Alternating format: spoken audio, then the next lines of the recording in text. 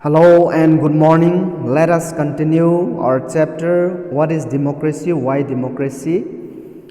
So today we will discuss features of democracy. What are the important features of democracy? There are five major important features of democracy. So let's begin from the first, that is major decision by elected leader. So a democratic government is one in which the people representative participate in decision making process. They own a collective responsibility for all the decisions taken by the government. There are examples where representative of peoples are chosen but they are not allowed to participate in decision making process.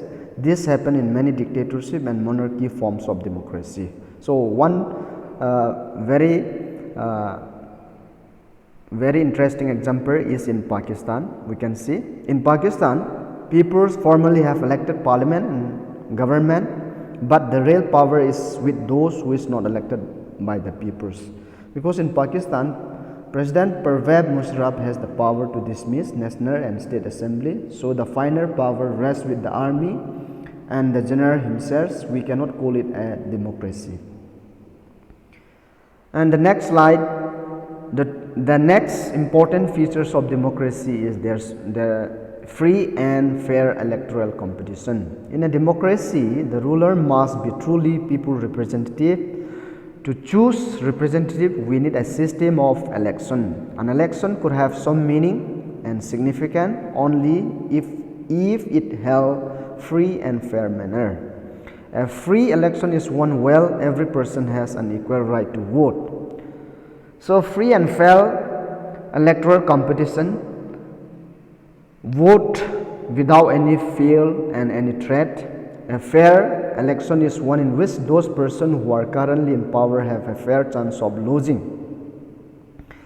So one very interesting example is China. In China, elections are regularly held after every 5 years for electing the country parliament or National People's Congress.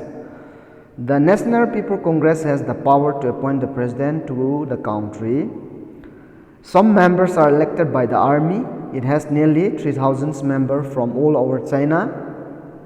Before contesting election in China, every candidate needs the approval of the Chinese Communist Party, and the government is always formed by the Communist Party of China. That is only single party, ruled by single party, and no other political party is allowed to contest elections. So that is not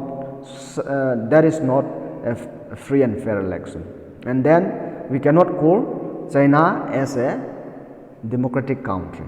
And we can see another example in Mexico. In Mexico, since its independence in 1930, Mexico holds elections after every 6 years to elect its president.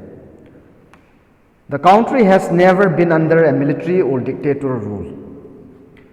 Then, after 2000, every election was won by a party called PRI.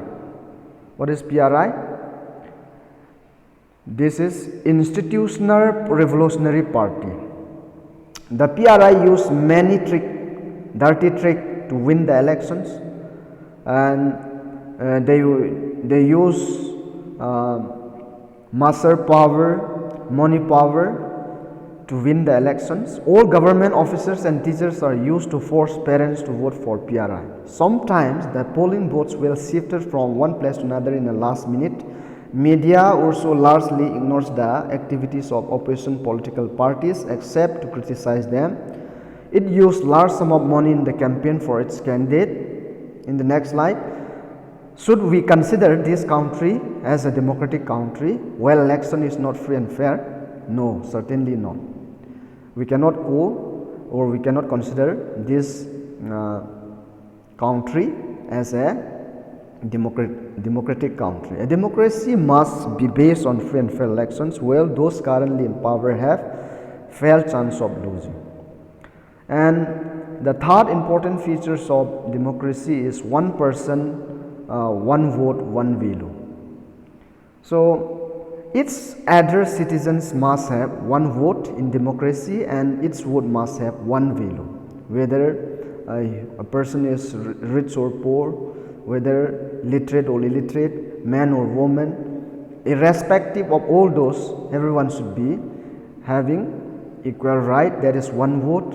Each vote must have one value. A true democracy grants its citizens to right to vote, that is universal franchise. It means all other have a right to vote without any discrimination based on sex, color, race, caste or class. Each person can cast one vote, all votes are counted, and the person who got the maximum number of votes should be declared as elected. And there are many countries where equal rights are denied. For example, in Saudi Arabia, women in Saudi Arabia, women do not have the right to vote. And another example in Estonia has made its citizenship rule in such a way that people belong to Russian minority find it difficult to get the right to vote. And another example in Fiji, electoral system in such that vote of an indigenous Fiji has more value than that of Indian Fijian. Then the fourth important features of democracy is rule of law and respect for right. Then the state should respect some basic right of the citizens. People should be allowed to think freely. They should be allowed to have opinion, and they should have allowed to express their view in public, to form association, to protest, etc. Everyone should be equal in the eyes of law. So one example we can see from this slide is Zimbabwe. Zimbabwe attained independence from minority rule in 1980.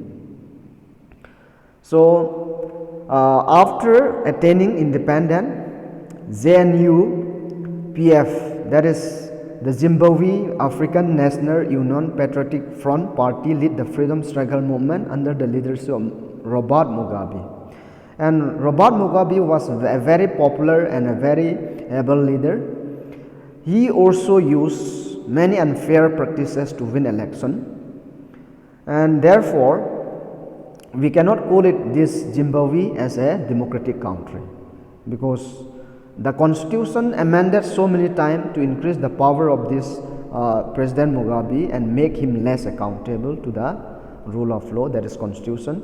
And opposition party workers are harassed, their meetings disrupted, public protests against the government are declared illegals, television radios are controlled, and newspapers, medias are censored by the government. Democratic government rule within the limits set by the constitution, law and citizens' right in democracy. But in this country, Zimbabwe, the president himself, then the ruling party, the Zimbabwe African National Union Patriotic Front, are not accountable to the rule of law, accountable to the constitution, but a democratic government should or rule within limits set by the constitution, law and citizens' right. So from here, from our discussion, we can sum up and we can summarize what are the discussion so far we have. So we started with a simple definition of democracy in the previous part, and today we discuss about democracy is a form of government in which there should be important features like rulers should be elected by the people, and election offer choice and free opportunity to the people to change the current ruler, and this choice and opportunity is available to all the people on equal basis. The exercise of this choice lead to the government limited by basic rules of constitution and citizens' right. So in our next class or in next lectures, we will discuss why democracy. And for today, let us end our discussion. Have a good day.